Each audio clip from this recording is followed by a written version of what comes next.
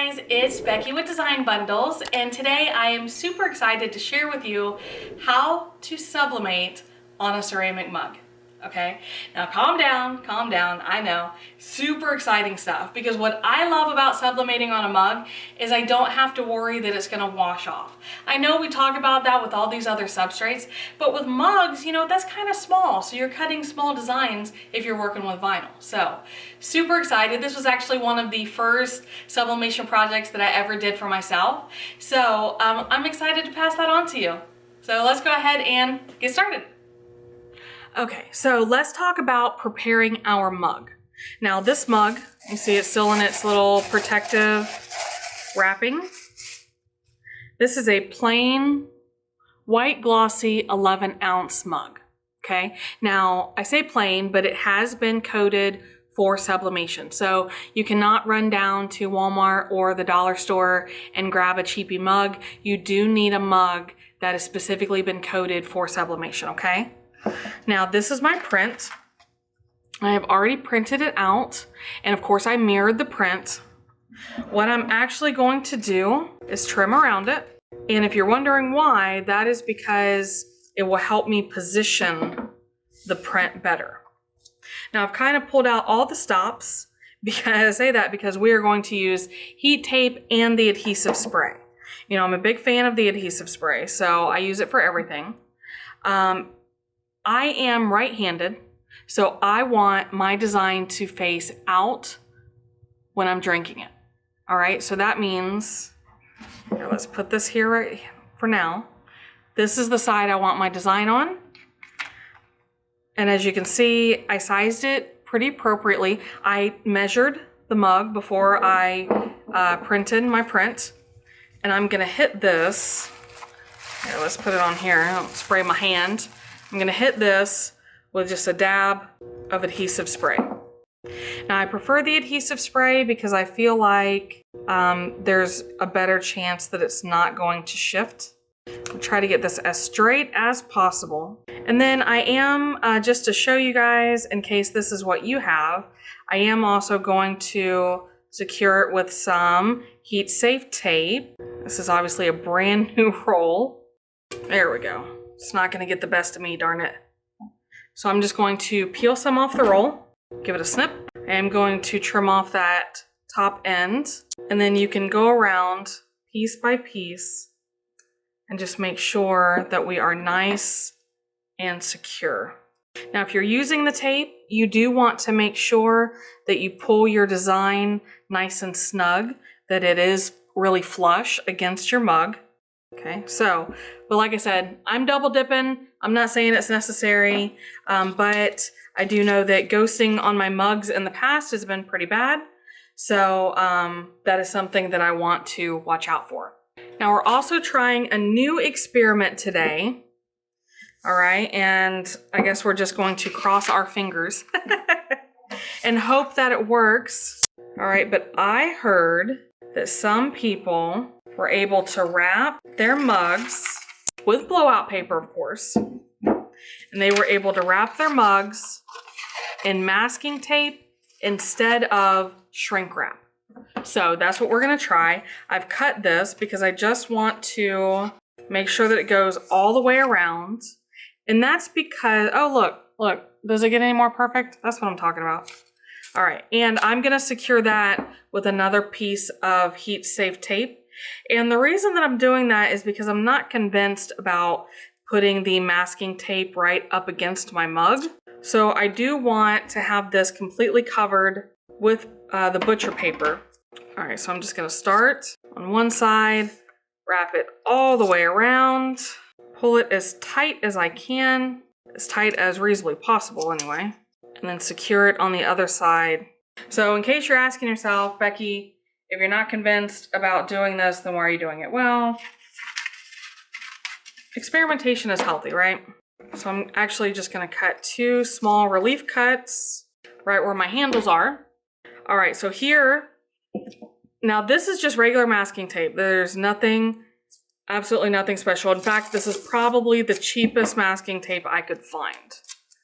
So position this, all right, masking tape. Now, like I said, I really feel like it's gonna be important that this butcher paper is as tight as possible. All right, so make sure that it's really, really flush.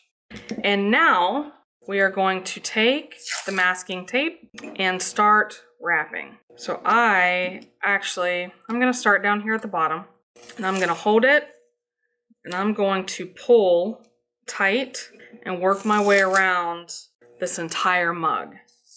And from what I hear, this will be enough pressure that I'm sorry, you guys can't see that, a shrink wrap is not necessary.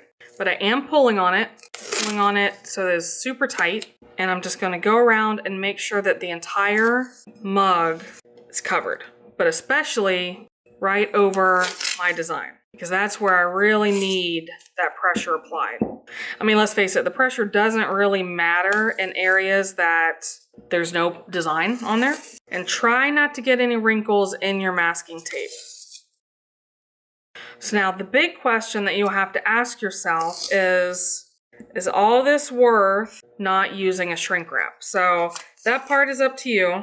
I guess I will pass my judgment, but I feel like I'm working pretty darn hard to get this wrapped sufficiently. Maybe I'm just going overboard. Okay, guys. So I don't know how well you can see, but this is where my design is, and I have covered it as completely as I can. So it starts here in all this area and it ends right here.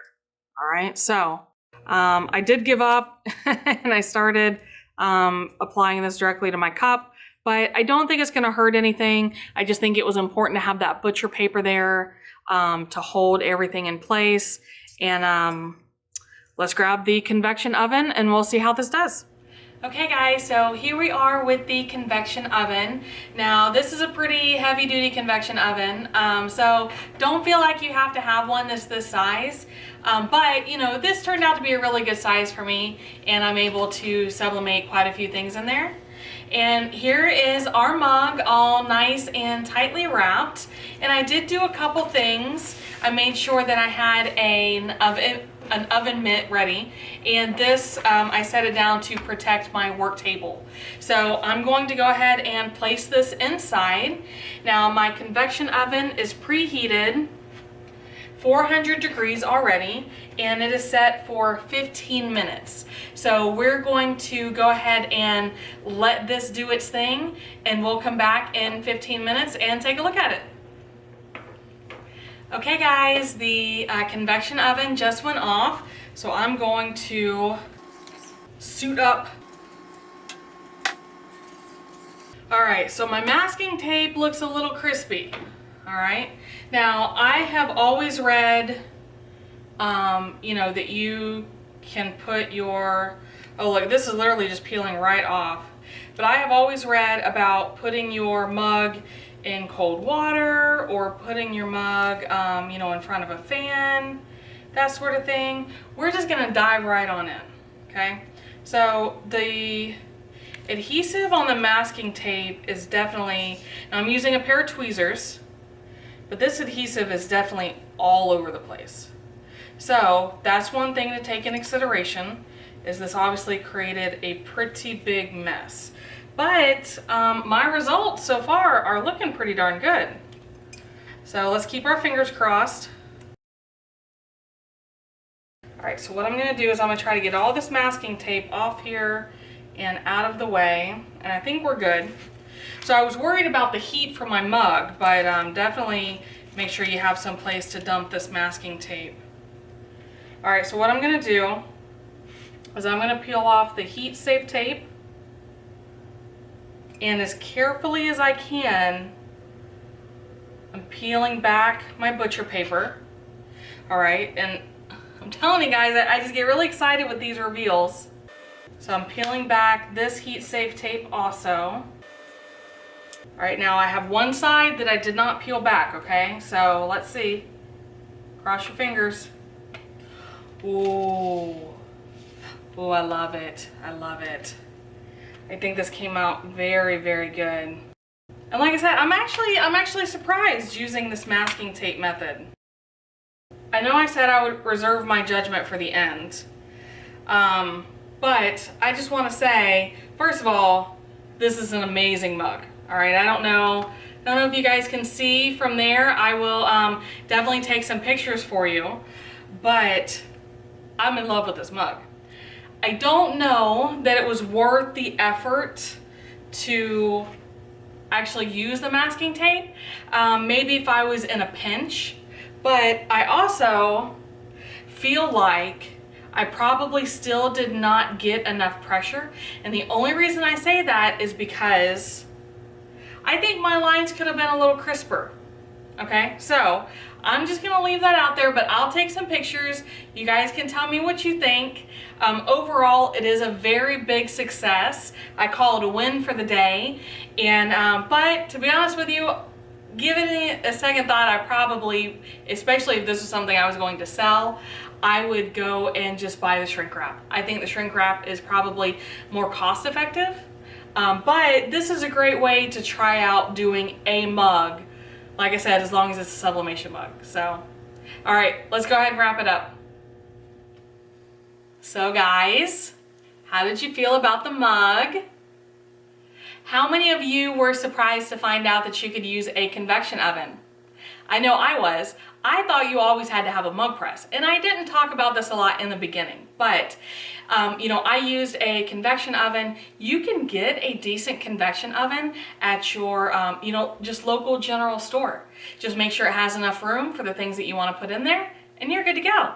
So hopefully you guys have some questions for me. You know, if there's any other sublimation videos that you want to see, or you know, questions about the process, I'm just so open for you guys. I love your enthusiasm. I love that you guys like to watch the videos. And even better, I love when you subscribe. Subscribing, I don't know if you guys know this, but subscribing also helps us out and helps us to bring you more videos. So I'm really excited to, you know, just share all these fun ideas with you.